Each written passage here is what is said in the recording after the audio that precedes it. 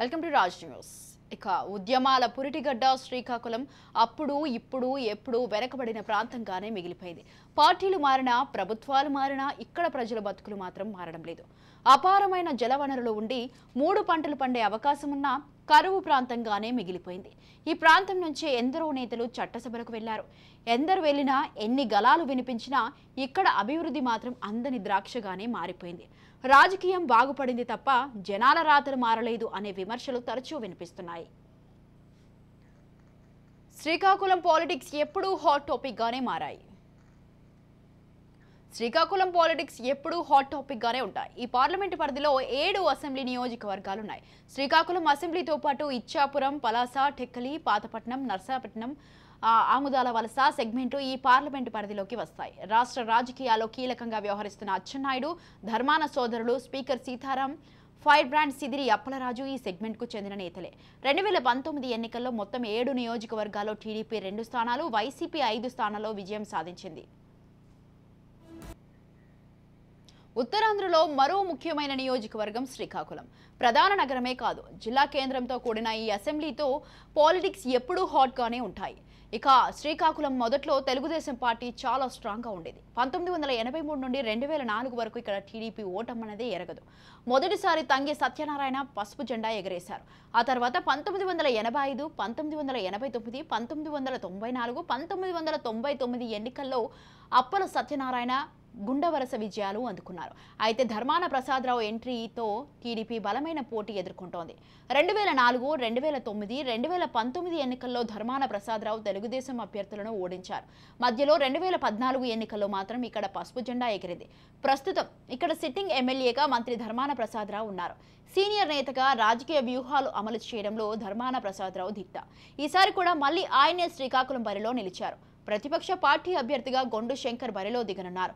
అయితే ఇక్కడ గ్రూప్ రాజకీయాలు టీడీపీని ఇబ్బంది పెట్టే అవకాశం కనిపిస్తుంది. మరి ఎన్నికల నేపథ్యంలో ప్రజల నాడి ఎటువైపు వేచి ఉందో చూడాల్సింది.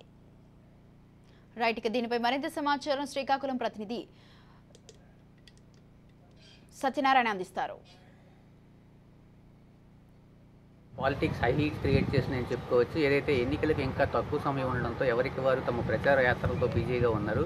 ఒక్కోసారి ఒక్కో పార్టీని అందరం ఎక్కిస్తూ ఏనాడు అంచనాకి దొరికినటువంటి సిక్కోలు ఓటరు మరోసారి రాజకీయ పార్టీల నేతలను కలవర పెడుతున్న పరిస్థితుంది. అయితే ఆ ఉద్యమాల పురిటిగడ్డ అయినటువంటి శ్రీకాకుళం జిల్లా ఇప్పటికీ వెనుకబడిన ప్రాంతంగానే మిగిలిపోయింది. ఏదైతే పార్టీలు మారినా ప్రభుత్వాలు మారినా ఇక్కడ ప్రజల బతుకులు మాత్రం మారడం లేదని చెప్పుకోవాలి. ఏదైతే ఏపీ రాష్ట్ర రాజకీయాల్లో సిక్కోలు నాయకులు కీలక పాత్ర పోషిస్తూ వస్తున్నారు. ఏదైతే సర్దార్ గౌతుల చిన్న బొడ్డేపల్లి రాజగోపాలరావు, ఎన్టీ రామారావు, కింజరావు ఎర్రన్నాయుడు వంటి మహామహులు ఈ గడ్డ నుంచి చట్టసభలకు వెళ్లడం జరిగింది. అయితే నేడు ఏపీ రాజకీయాల్లో క్రియాశీలకంగా ఉన్నటువంటి ధర్మాన ప్రసాదరావు, తమ్మినేని సీతారాం, అదేవిధంగా అచ్చెన్నాయుడు, రామ్మోహన్ నాయుడు జిల్లా నుండి ప్రాతినిధ్యం వహిస్తున్నారు. అయితే ఎందరూ వెళ్ళినా ఎన్ని గళాలు వినిపించినా సరే అభివృద్ధి మాత్రం ఆ జిల్లాకు అందని ద్రాక్షగా మిగిలింది. ఏదైతే రాజకీయం అయితే జిల్లాలోని పాలిటిక్స్ మాత్రం ఎప్పుడు హాట్గానే ఉన్నాయని చెప్పుకోవచ్చు. ఏదైతే 1983 నుండి తెలుగుదేశం ఆవిర్భావం నుండి శ్రీకాకుళం జిల్లా టీడీపీ కంచుకోటగా మారింది. ఏదైతే జిల్లాలో వైఎస్ రాజశేఖర రెడ్డి ప్రభంజనంతో కాంగ్రెస్ పార్టీ దశాబ్దం పాటు జిల్లాను ఏలిన పరిస్థితి ఉంది. అయితే విభజన అనంతరం 2014 ఎన్నికల్లో జిల్లాలోని 10 స్థానాలకు గాను 7 టీడీపీ, 3 వైసీపీ గెలుచుకున్నది. అయితే 2019 ఎన్నికల్లో 8 వైఎస్ఆర్సీపీ, 2 టీడీపీ గెలుచుకున్నాయి. అయితే ప్రస్తుతం ఎన్నికల్లో జిల్లాలోని మెజారిటీ స్థానాల్లో పాత ప్రత్యర్థులే మళ్ళీ పోటీ పడడానికి సిద్ధమవుతున్నారు. అయితే ఈసారి ఎన్నికల్లో టీడీపీ ప్రకటించినటువంటి అభ్యర్థులపై కొన్ని నియోజకవర్గాల్లో వ్యతిరేకత ఉండడంతో ఆయా నియోజకవర్గాల్లో కేడర్ కాస్త అసంతృప్తితో ఉన్నదని చెప్పుకోవచ్చు. ఇచ్చాపురం అసెంబ్లీ సెగ్మెంట్లో ఎప్పుడు వారు వన్ సైడ్ అన్నట్లుగానే ఉంటుంది. ఈ సెగ్మెంట్ టీడీపీకి కంచుకోట. సైకిల్ పార్టీ ఆవిర్భవించిన తర్వాత 8 సార్లు ఎన్నికలు జరగగా 7 సార్లు విజయం వరించింది. సిట్టింగ్ ఎమ్మెల్యేగా బెందాలం అశోక్ ఉన్నారు. 2014, 2019లో టీడీపీ నుంచి బెందాలం అశోక్ వరుసగా విజయం సాధించారు. గత ఎన్నికల్లో వైసీపీ హవాలోను గెలిచిన అశోక్ పార్టీలో మంచి పేరు సాధించారు. 2024లోనూ ఆయన మరోసారి బరిలోకి దిగేందుకు సిద్ధమవుతున్నారు. ఇచ్చాపురం సీట్ను ఎలాగైనా కైవసం చేసుకోవాలని వైసీపీ వ్యూహాలు రచిస్తోంది. అందుకు అనుగుణంగా మాజీ ఎమ్మెల్యే కళింగ సామాజిక వర్గానికి చెందిన పిరియా సాయిరాజ్ను పార్టీలోకి ఆహ్వానించి గత ఎన్నికల్లో పోటీకి ఛాన్స్ ఇచ్చింది. గతంలో టీడీపీ తరపున గెలిచిన సాయిరాజ్ వైసీపీ తరపున పోటీ చేసి గెలవలేకపోయారు. ఈ సార్వత్రిక ఎన్నికల్లో ఆయన భార్య పిరియా విజయను వైసీపీ బరిలోకి దించుతోంది. 2019 ఎన్నికల్లో జనసేన పార్టీకి సైతం 12,000 ఓట్లు పోలయ్యాయి. ఈ ఎన్నికల్లో జనసేన సైతం టీడీపీకి సపోర్ట్ చేయడంతో కూటమికి విజయం ఖాయమనే వార్తలు వినిపిస్తున్నాయి. దీనిపై మరింత సమాచారం మా ప్రతినిధి సత్యనారాయణ అందిస్తారు. వర్గంలో ధర్మాన ప్రసాదరావు ఎంటర్ అవ్వడంతో గట్టి పోటీ ఏర్పడింది. అయితే టీడీపీ ఆవిర్భావం నుండి 2004 వరకు ఈ నియోజకవర్గంలో టీడీపీకి ఓటమి అనేది లేకుండా జరిగింది. అయితే ఈ నియోజకవర్గం నుండి మాజీ మంత్రి కుండ అప్రసన్న 4 సార్లు ఎమ్మెల్యేగా ప్రాతినిధ్యం వహించారు. అయితే 2014లో ఆయన సతీమణి గుండ లక్ష్మీదేవి ఈ నియోజకవర్గం నుండి ధర్మాన ప్రసాదరావు ఓడించి గెలవడం జరిగింది. అయితే 2004, 9, 19 ఎన్నికల్లో ధర్మాన ప్రసాదరావు అయితే ఈ నియోజకవర్గం గెలుపొందారు. అయితే రానున్న ఎన్నికల్లో వైసీపీ తరఫున ధర్మాన ప్రసాదరావు, అదేవిధంగా టీడీపీ తరఫున గొంతు శంకర్ పోటీ పడుతున్నారు. ఏదైతే సుదీర్ఘకాలం మంత్రిగా పనిచేసిన అనుభవం ఉన్న ధర్మాన ప్రసాదరావుకు ఆ నియోజకవర్గంలో పటిష్టమైనటువంటి ఓటు బ్యాంక్ ఉంది. మరోవైపు ధర్మాన ప్రసాదరావు గతంలో చేసిన అభివృద్ధి తప్ప ఈసారి ఎటువంటి అభివృద్ధి కార్యక్రమాలు చేయలేకపోవడం ఆ ధర్మానికి మైనస్గా మారుతుందని చెప్పుకోవచ్చు. ఏదైతే గతంలో ధర్మాన్పై వచ్చినటువంటి అవినీతి ఆరోపణలు ఈసారి కూడా ప్రభావం చూపే పరిస్థితి కనిపిస్తుంది. మరోవైపు శ్రీకాకుళం నగరపాలక సంస్థ ఎన్నికలు కోర్టు జోక్యం వలన జరగకపోవడం కూడా కాస్త ఇబ్బందికర పరిస్థితి ధర్మాన్ని ఎదుర్కొంటున్నారు. ఏదైతే టీడీపీ అభ్యర్థి గొండు శంకర్కు సొంత పార్టీలోనే అసమ్మతి ఎదుర్కొన్న పరిస్థితి ఉంది. శ్రీకాకుళం నియోజకవర్గం నుండి టికెట్ ఆశించి భంగపడినటువంటి మాజీ ఎమ్మెల్యే గుండ లక్ష్మీదేవి వర్గీయులు ఇప్పటికే తమ అసమ్మతిని అధిష్టానం దృష్టికి తీసుకెళ్లారు. అయితే సుదీర్ఘకాలం టీడీపీ తరఫున నియోజకవర్గానికి ప్రాతినిధ్యం వహించినటువంటి ఆ గుండ కుటుంబానికి టికెట్ లభించకపోవడం అయితే కేడర్ అంతా కూడా ఆగ్రహానికి లోనయ్యారు. ఈ నేపథ్యంలోనే యువ నాయకుడు గొండు శంకర్కు మాజీ ఎమ్మెల్యే గుండ లక్ష్మీదేవి మద్దతు ఇస్తారా ఎవరా అనే సస్పెన్స్ అయితే ప్రస్తుతం కొనసాగుతుంది. ఏదైతే టికెట్ విషయంలో పార్టీ పునఃస్థాపన జరిపి గుండ ఫ్యామిలీకి టికెట్ కేటాయించాలని, లేదంటే స్వతంత్ర అభ్యర్థిగా పోటీ చేయాలని లక్ష్మీదేవి వర్గం ఆలోచన చేస్తున్నారు. అయితే పరిస్థితి ఏదైతే అధినేత చంద్రబాబు కూడా తెలియడంతో గుండ దంపతులను నచ్చజెప్పే ప్రయత్నం కూడా ఇటీవల చంద్రబాబు నాయుడు చేశారు. అయితే శ్రీకాకుళం కార్పొరేషన్ మేయర్ పదవి కానీ, లేదంటే పార్టీ అధికారంలోకి వచ్చాక ఎమ్మెల్సీ ఇచ్చే అవకాశం ఉందని చంద్రబాబు చెప్పడంతో కాస్త వెనక్కి తగ్గినట్లయితే ఏపీ రాజకీయాల్లో ఎప్పుడు హాట్ టాపిక్గా ఉండే నియోజకవర్గం పలాస. ఈ నియోజకవర్గ పరిధిలో పలాస, మందస, వజ్రపు కొత్తూరు మండలాలు ఉన్నాయి. 2008లో చేపట్టిన నియోజకవర్గాల పునర్వ్యవస్థీకరణలో భాగంగా పలాస అసెంబ్లీ ఏర్పడింది. పలాసలో ఇప్పటి వరకు 3 సార్లు ఎన్నికలు జరగగా ఒక్కోసారి ఒక్కో పార్టీ గెలిచింది. 2009లో కాంగ్రెస్ నుంచి జట్టు జగన్నాయకులు, 2014లో టీడీపీ నుంచి గైతు శ్యామ్ సుందర్ శివాజీ, 2019లో వైసీపీ నుంచి సిదిరి అప్పలరాజు గెలిచారు. ప్రస్తుతం పలాస ఎమ్మెల్యే అప్పలరాజు వైఎస్ జగన్ కేబినెట్లో మంత్రిగా ఉన్నారు. స్వతంత్ర సమరయోధులు గౌతు లచ్చన్న కుటుంబానికి పలాస రాజకీయాలతో మంచి సంబంధాలు ఉన్నాయి. ఆయన కుమారుడు గౌతు శ్యామ్ సుందర్ ఇప్పటికే పలాస ఎమ్మెల్యేగా పనిచేయగా ఇప్పుడు ఆయన కూతురు గౌతు శిరీష పోటీ చేరినారు. జనాల నుంచి సిదిరికి మంచి స్పందన లభిస్తున్నా పార్టీలో స్థానికంగా ఉన్న గ్రూప్ రాజకీయాలు ఇబ్బంది పెట్టే పరిస్థితి కనిపిస్తుంది. లోకల్ లీడర్లు దువ్వాడ శ్రీకాంత్, హేమబాబు చౌదరి లాంటి నేతలు సిదిరికి వ్యతిరేకంగా గళం వినిపిస్తున్నారు. పలాసలో మంత్రి అనుచరులు భూ కబ్జాలు, అక్రమ మైనింగ్కు పాల్పడుతున్నారన్న విమర్శలు సిదిరికి మైనస్గా మారుతున్నాయి. టీడీపీలో పరిస్థితి మరోలా ఉంది. పార్టీకి బలమైన క్యాడర్ ఉన్న నియోజకవర్గ ఇన్ఛార్జి పార్టీను సరిగా నడిపించలేకపోతున్నారనే విమర్శలు వినిపిస్తున్నాయి. తెలుగుదేశం పార్టీ మాజీ మంత్రి గౌతు శ్యామ్ సుందర్ శివాజీ రాజకీయ వారసురాలిగా రాజకీయ రంగ ప్రవేశం చేసిన గౌతు శిరీష ఇన్ఛార్జిగా బాధ్యతలు నిర్వహిస్తున్నారు. 2019లో అప్పలరాజు చేతిలో ఓడిపోయినప్పటికీ శిరీషకే మరోసారి టీడీపీ అవకాశం ఇచ్చింది.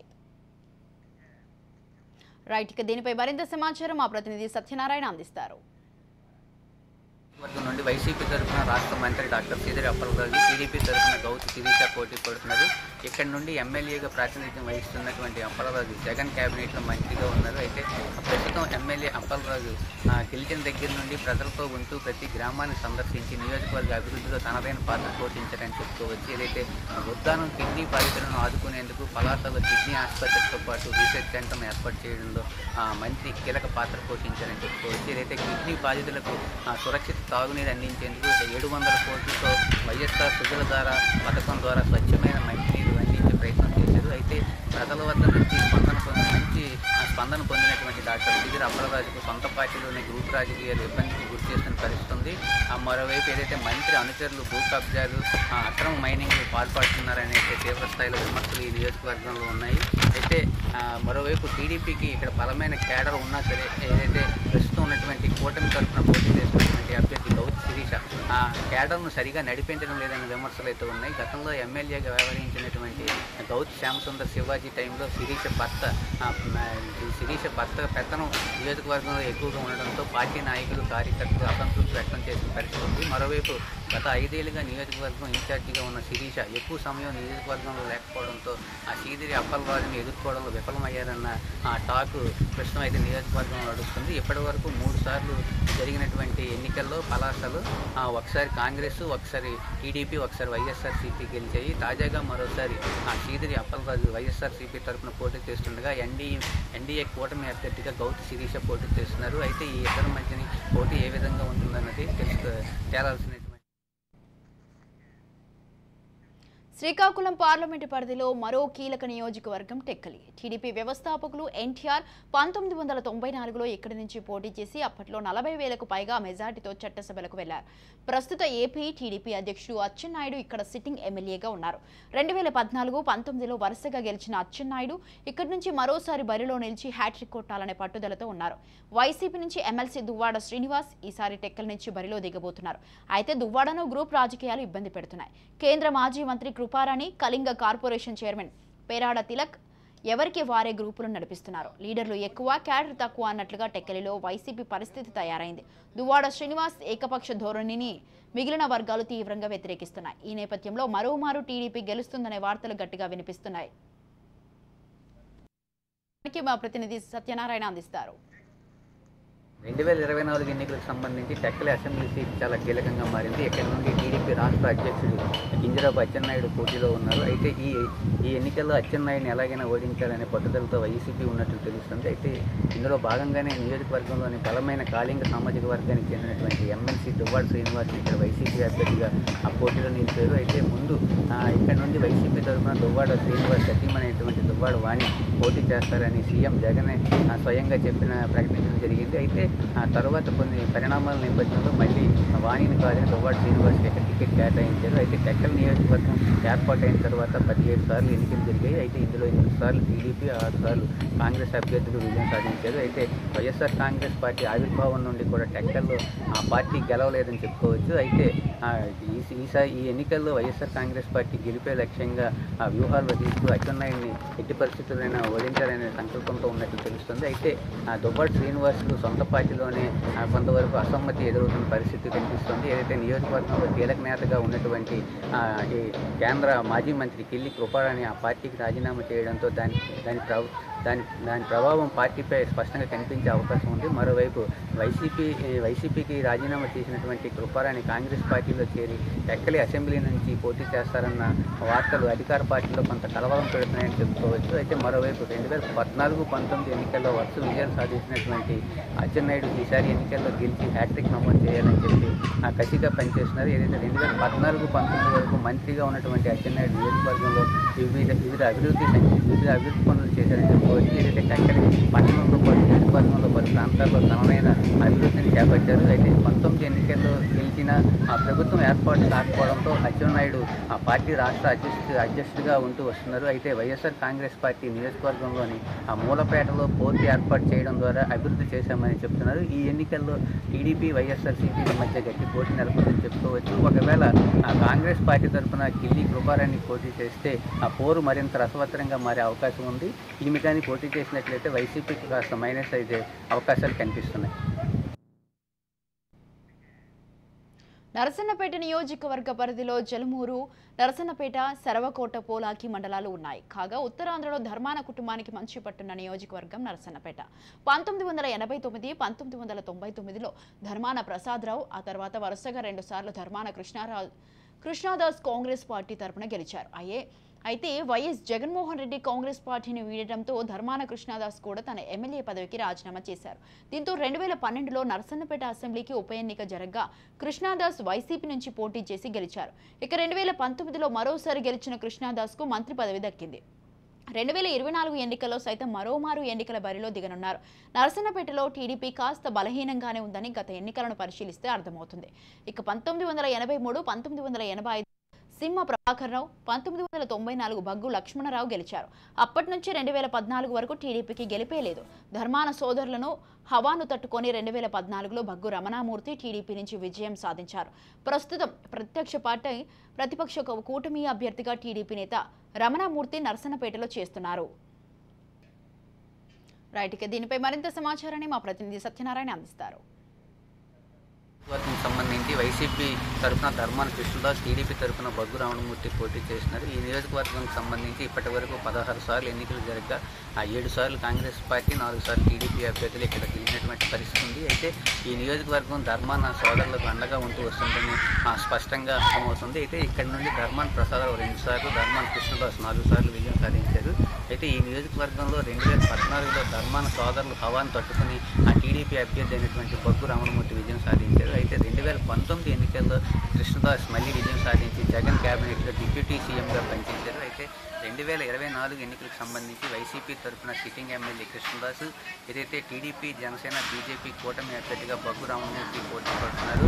అయితే ఏదైతే ముఖ్యమంత్రి జగన్కు అత్యంత సన్నిహితుడిగా ఉన్నటువంటి కృష్ణదాస్ సొంత నియోజకవర్గంలో కాస్త అవిశ్వాసాన్ని, అసమ్మతిని ఎదుర్కొంటున్నారని చెప్పుకోవచ్చు. ఏదైతే 2019 ఎన్నికల్లో భారీ మెజారిటీతో గెలిచినటువంటి కృష్ణదాస్ సొంత పార్టీలోనే అసమ్మతి ఎదురవుతున్న పరిస్థితి ప్రస్తుతం కనిపిస్తుంది.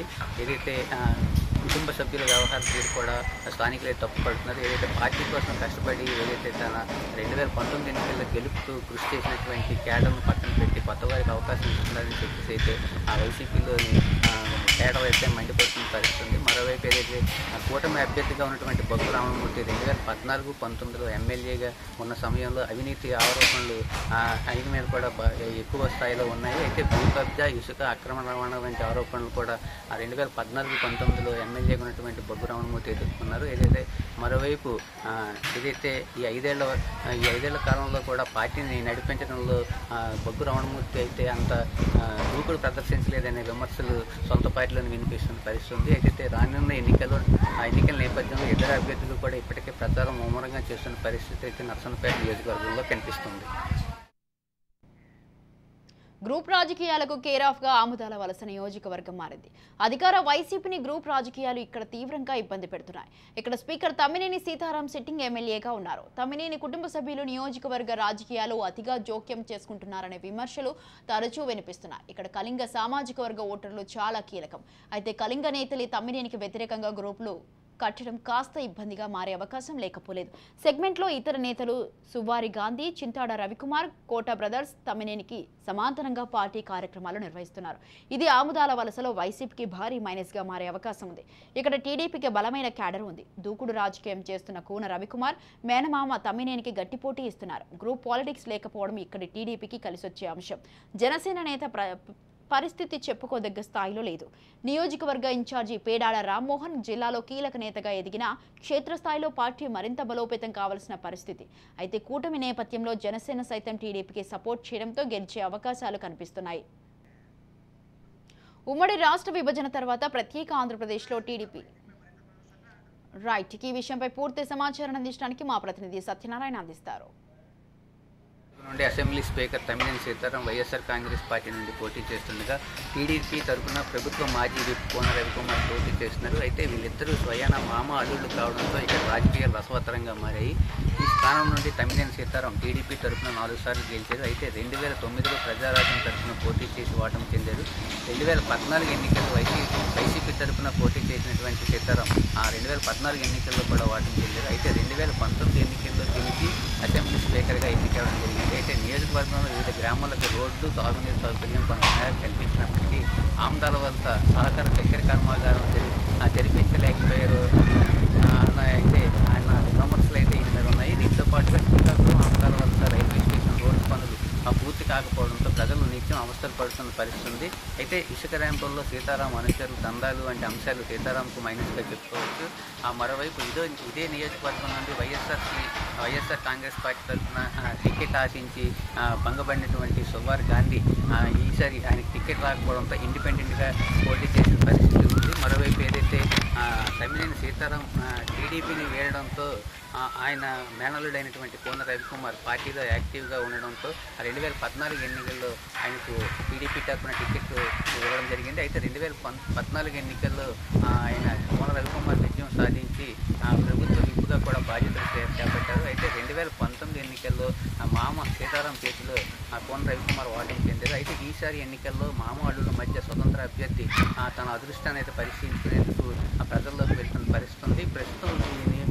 ప్రస్తుతం అయితే ఆమదాలవలస నియోజకవర్గంలో ముగ్గురు కూడా హోరాహోరీగా ప్రచారాలు అయితే నిర్వహిస్తున్నారు. ఏదైతే ప్రభుత్వం చేసినటువంటి అభివృద్ధి సంక్షేమ కార్యక్రమాలను వివరిస్తూ సీతారాం ఒకవైపు ముందుకెళ్తున్నారు. అదేవిధంగా 5 ఏళ్ల పాలనలో రాష్ట్రంలో జరిగినటువంటి అన్యాయాలు అక్రమాలను బయటపెడుతూ కోన రవికుమార్ అయితే ప్రజల ముందుకు వెళ్తున్న పరిస్థితుంది. మరోవైపు టికెట్ ఆశించి భంగపడినటువంటి వైసీపీ సీనియర్ నాయకుడు సువారి గాంధీ కూడా ఈ నియోజకవర్గం నుండి ఇండిపెండెంట్గా తనకు జరిగినటువంటి అన్యాయాన్ని ప్రజలకు వివరిస్తూ ఇండిపెండెంట్ అభ్యర్థిగా కూడా తన ప్రచారాన్ని ముమ్మరం చేసినటువంటి పరిస్థితి అయితే ప్రస్తుతం ఆంధ్రలో.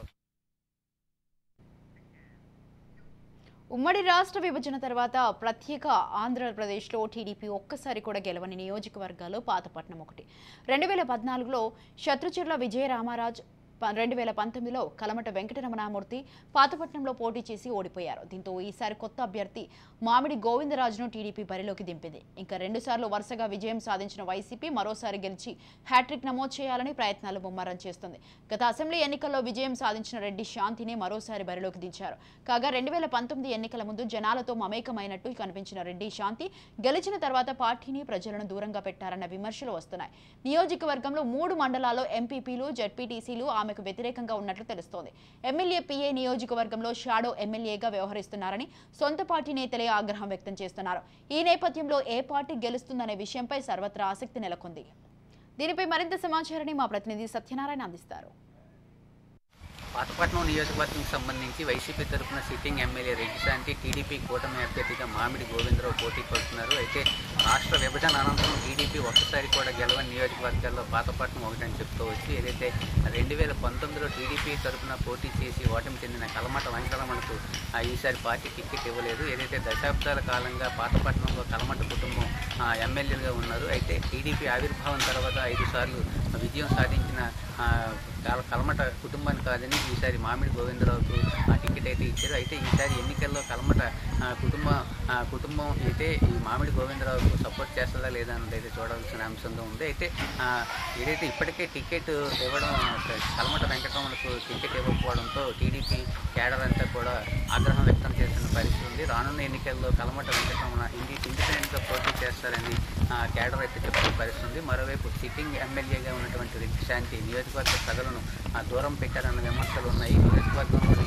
3 మండలాల్లో ఆమెకు వ్యతిరేక వర్గాలు పనిచేస్తున్నాయి. మరోవైపు ఎమ్మెల్యే వద్ద ఉన్నటువంటి టీఏలే మొత్తం వ్యవహారం నడిపిస్తూ షాడో ఎమ్మెల్యేలుగా వ్యవహరిస్తారన్నారని సొంత పార్టీ నాయకులే చెప్తున్న పరిస్థితి ఉంది. అయితే వంశధార నిర్వాసితుల సమస్యలు ఇంకా పరిష్కారం కాకపోవడంతో పాటు నిర్వాసితుల ప్యాకేజీ పంపిణీలో అవినీతి జరిగిందన్న ఆరోపణలు ప్రధానంగా రెడ్డి శాంతి మీద ఉన్నాయి. అయితే ఈసారి ఎన్నికలు మాత్రం హోరాహోరీగా ఉండే అవకాశం స్పష్టంగా కనిపిస్తుంది. ఏదైతే వైఎస్ఆర్ కాంగ్రెస్ పార్టీ తరఫున రెడ్డి శాంతి, అదేవిధంగా టీడీపీ, జనసేన, బీజేపీ ఉమ్మడి అభ్యర్థిగా మామిడి గోవిందరావు ఇప్పటికే నియోజకవర్గాలు విస్తృతంగా పర్యటన చేస్తూ ప్రచారం చేస్తున్నారు. అయితే ఈ ఎన్నికల్లో ఏదైతే టికెట్ ఆశించి భంగపడినటువంటి కలమట వెంకటరమణ అయితే ప్రస్తుతం ఇండిపెండెంట్గా పోటీ చేస్తానని చెప్పి ప్రకటన చేశారు. ఏదైతే తనకు పార్టీ తీవ్రమైన అన్యాయం చేసిందని చెప్పి ఆరోపణలు చేస్తున్నారు. ఏదైతే తన తండ్రి అయినటువంటి కలమట మోహన్ రావు, అదేవిధంగా తాను ఈ నియోజకవర్గంలో టీడీపీ ఆవిర్భావం నుంచి కష్టపడి పనిచేసి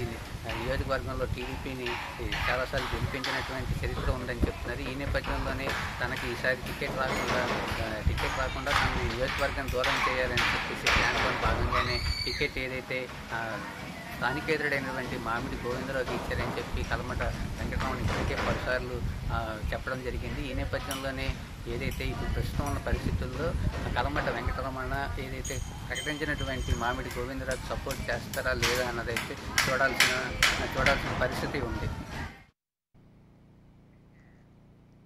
ఉత్తరాంధ్రలో టీడీపీ మంచి పట్టున్న నియోజకవర్గాల్లో ఎచ్చెర్ల ఒకటి. ఎన్టీఆర్ టీడీపీ పార్టీ పెట్టగానే ఆయన వెంట నడిచిన ప్రతిభా భారతి 1983లో ఎచ్చెర్ల బరిలో నిలిచారు. ఆ తర్వాత వరుసగా 1985, 1989, 1994, 1999 ఎన్నికల్లో విజయం సాధించి తిరుగులేని నేతగా ఎదిగారు. ఈ క్రమంలోనే ఆమె రాష్ట్ర శాసనసభకు తొలి మహిళా స్పీకర్గా పనిచేశారు. ప్రతిభా భారతి తర్వాత ఎచ్చెర్లలో కళా వెంకట్రావు టీడీపీ తరపున పోటీ చేసేవారు. ఇక 2009 ఎన్నికల్లో ఓటమి పాలైన ఆయన 2014లో మాత్రం ఆయన విజయం సాధించారు. కానీ మళ్ళీ 2019 ఎన్నికలకు వచ్చేసరికి వైసీపీ అభ్యర్థి గొర్లె కిరణ్ కుమార్ చేతిలో ఓడిపోయారు. ఈ సార్వత్రిక ఎన్నికల్లో సైతం వైసీపీ సిట్టింగ్ ఎమ్మెల్యేకే టికెట్ కేటాయించింది. 2024 ఎన్నికల్లో ఎచ్చెర్ల నియోజకవర్గంలో ఆసక్తికర పరిణామాలు చోటు చేసుకున్నాయి. రాష్ట్ర టీడీపీ మాజీ అధ్యక్షుడు, మాజీ మంత్రి కిమిడి కళా వెంకట్రావుకి ఈసారి టికెట్ దక్కలేదు. పొత్తులో భాగంగా ఈ సీట్ బీజేపీకి దక్కింది. విజయనగరం జిల్లా బీజేపీ అధ్యక్షుడు నడుకుడిటి ఈశ్వరరావుకు టికెట్ దక్కింది. దీనిపై మరింత సమాచారం మా ప్రతినిధి సత్యనారాయణ అందిస్తారు. జిల్లా ఎచ్చెర్ల నియోజకవర్గంలో ఆసక్తికర పరిణామాలు చోటు చేసుకున్నాయి. టీడీపీ సీనియర్ నాయకులు, మాజీ మంత్రి కిమిడి కళా వెంకటరావుకి ఈసారి ఈ నియోజకవర్గంలో టికెట్ లభించలేదు. అయితే ఎన్డీఏ కూటమి పొత్తులో భాగంగా ఎచ్చెర్ల నియోజకవర్గం బీజేపీకి కేటాయించారు.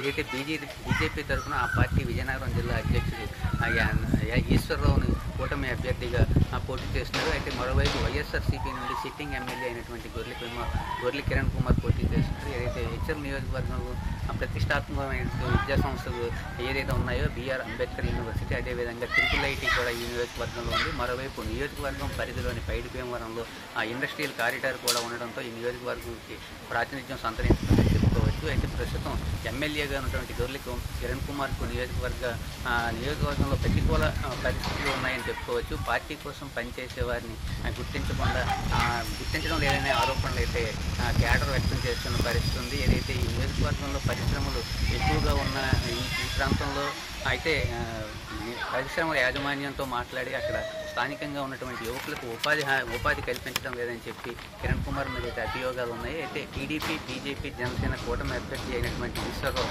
ఈ నియోజకవర్గం నుండి పోటీ చేస్తున్నారు. అయితే 2019 ఎన్నికల అనంతరం టీడీపీని వీడి బీజేపీలోకి వచ్చినటువంటి ఈశ్వరరావు సామాజిక సేవా కార్యక్రమాల ద్వారా నియోజకవర్గ ప్రజలకు దగ్గరయ్యారు. 2014-19 మధ్య టీడీపీతో కలిసి పనిచేసిన అనుభవం ఉన్నటువంటి ఈశ్వరరావు నియోజకవర్గంలో తనకంటూ కేడర్ను ఏర్పాటు చేసుకున్నారు. అయితే తూర్పు కాపులు అధికంగా ఉన్నటువంటి ఈ నియోజకవర్గంలో కమ్మ సామాజిక వర్గానికి చెందినటువంటి ఈశ్వరరావు ఎలాంటి పోటీ ఇస్తారా అన్నదైతే చూడాల్సిన అంశం ఉంది. మరోవైపు టీడీపీ నియోజకవర్గం ఇన్ఛార్జిగా ఉన్నటువంటి కళా వెంకట్రావు టికెట్ లభించకపోవడంతో టీడీపీ శ్రేణులు అసంతృప్తి వ్యక్తం చేస్తున్నారు. ఈ నేపథ్యంలో కూటమి అభ్యర్థిగా ఉన్నటువంటి ఈశ్వరరావుకి కళా వెంకట్రావు వర్గం ఏ మేరకు సపోర్ట్ చేస్తారా అన్నది చూడాల్సిన పరిస్థితి ఉంది. సిట్టింగ్ ఎమ్మెల్యే గొర్లె కిరణ్ కుమార్ అయితే 5 ఏళ్ల పాలనలో వైసీపీ ప్రభుత్వం చేసినటువంటి అభివృద్ధి సంక్షేమ కార్యక్రమాలు తనను గెలిపిస్తాయని చెప్పి ధీమా వ్యక్తం చేస్తున్నారు. ఏదైతే తూర్పు కాపు సామాజిక వర్గానికి చెందినటువంటి గొర్లె కిరణ్ కుమార్ నియోజకవర్గంలో మంచి పరిచయాలు ఉన్నాయి. అదేవిధంగా వైసీపీకి ఇక్కడైతే బలమైన కేడర్ కూడా ఉంది. అయితే ఈ అసమ్మతి కొంతవరకు కిరణ్ కుమార్ను వెంటాడుతుందని చెప్పుకోవచ్చు. ఈ ఎన్నికల్లో అసమ్మతి ఎలాంటి నిర్ణయాలు తీసుకుంటుందో వేచి చూడాలి. అయితే ఈ పరిస్థితుల మధ్య బీజేపీ కూటమి అభ్యర్థి, అదేవిధంగా సిట్టింగ్ ఎమ్మెల్యే గొర్లె కిరణ్ కుమార్ మధ్య హోరాహోరీ పోరు తప్పదని చెప్పేసి రాజకీయ విశ్లేషకులు పరిశీలనలో తెలియన అంశంగా చెప్పుకోవచ్చు. పాలకొండ నియోజకవర్గంగా ఏర్పాటైన సమయంలో 1955, 1962 ఎన్నికల్లో జనరల్ నియోజకవర్గంగా ఉండేది. తర్వాత 1967 ఎన్నికల నుంచి ఎస్సీ నియోజకవర్గంగా మారింది. 2009 నియోజకవర్గాల పునర్విభజనలో భాగంగా పాలకొండ ఎస్టీ నియోజకవర్గంగా అయింది. ఇక్కడ నుంచి ఎంతో మంది సీనియర్ నేతలు ప్రాతినిధ్యం వహించారు. ప్రస్తుతం ఇక్కడ వైసీపీ అధికారంలో ఉంది. టీడీపీ అభ్యర్థి నిమ్మక జయకృష్ణపై ఎమ్మెల్యే కళావతి 17,980 ఓట్ల తేడాతో గెలుపొందారు. 2014 ఎన్నికల్లో కూడా కళావతి టీడీపీ అభ్యర్థి జయకృష్ణపై గెలుపొందారు. వరుసగా 2 ఎన్నికల్లో విజయం సాధించిన కళావతికి ఈ ఎన్నికల్లో సీఎం జగన్ టికెట్ కేటాయించారు. కూటమిలో భాగంగా పాలకొండ టికెట్ జనసేనకు కేటాయించారు. ఈ నేపథ్యంలో వైసీపీని ఓడించాలనే పట్టుదలతో ఉన్న జనసేన ఇప్పటివరకు అభ్యర్థిని ప్రకటించలేదు. రోజుకో పరిణామాలు చోటు చేసుకుంటున్న నేపథ్యంలో పాలకొండలో ఏ పార్టీ గెలుస్తుందనే విషయంపై సర్వత్రా ఆసక్తి నెలకొంది. దీనిపై మరింత సమాచారాన్ని మా ప్రతినిధి సత్యనారాయణ అందిస్తారు. నియోజకవర్గం చెందిన పాలకొండలో వైఎస్ఆర్ కాంగ్రెస్ పార్టీ తరఫున సిట్టింగ్ ఎమ్మెల్యే కళావతి పోటీ చేస్తున్నారు. ఏదైతే టీడీపీ, జనసేన, బీజేపీ తరఫున అభ్యర్థి ఎవరన్నది ఇంకా స్పష్టత రాలేదు. అయితే ఎన్డీఏ కూటమి పొత్తులో భాగంగా పాలకొండ నియోజకవర్గం జనసేనకు కేటాయించారు. అయితే జనసేనకు ఈ నియోజకవర్గంలో సరైన అభ్యర్థి లేకపోవడంతో టీడీపీ తరఫున 2 సార్లు పోటీ చేసి ఓటమి చెందినటువంటి నిమ్మక జయకృష్ణ జనసేన పార్టీలో చేరారు. ఈ నేపథ్యంలోనే జయకృష్ణకు కూటమి అభ్యర్థిగా పోటీ చేస్తారనే సమాచారం ఉంది. అయితే ఇంకా అధికారికంగా జయకృష్ణ పేరు అయితే అనౌన్స్ కాలేదు. అయితే మరోవైపు టీడీపీకి చెందినటువంటి మరో నేత పడాల భూదేవి కూడా తన వర్గం నేతలతో జనసేన అధినేత పవన్ కళ్యాణ్ కలిసి తను కూడా పార్టీలు చేరుతానని పాలకొండ టికెట్ తనకే ఇవ్వాలంటూ కోరినట్లు సమాచారం. అయితే ఇప్పటి వరకు అయితే మాత్రం కూటమి అభ్యర్థి ఎవరన్నది ఇంకా తెలియాల్సి ఉంది. మరోవైపు వైఎస్ఆర్సీపీ తరఫున 2 సార్లు గెలిచినటువంటి కళావతి మహిళా ప్రతినిధిగా నియోజకవర్గంలో చురుగ్గా పర్యటన చేస్తూ గిరిజనులకు చేరువవుతున్న పరిస్థితి కనిపిస్తుంది. అయితే గత 5 ఏళ్లుగా వైసీపీ ప్రభుత్వం ప్రజలకు అందిస్తున్నటువంటి అభివృద్ధి సంక్షేమ కార్యక్రమాలను వివరిస్తూ ఆమె ప్రజల ముందుకు వెళ్తున్నారు. అయితే సిట్టింగ్ ఎమ్మెల్యే విశ్వసరాయ్ కళావతి ఈ ఎన్నికల్లో గెలిచి హ్యాట్రిక్ నమోదు చేసుకునేందుకు సిద్ధమవుతున్నారు. మరోవైపు ఎన్డీఏ కూటమి అభ్యర్థి ఎవరన్నది ఇంకా తెలియకపోవడంతో కేడర్ అయోమయంలో ఉన్న పరిస్థితి ఉంది.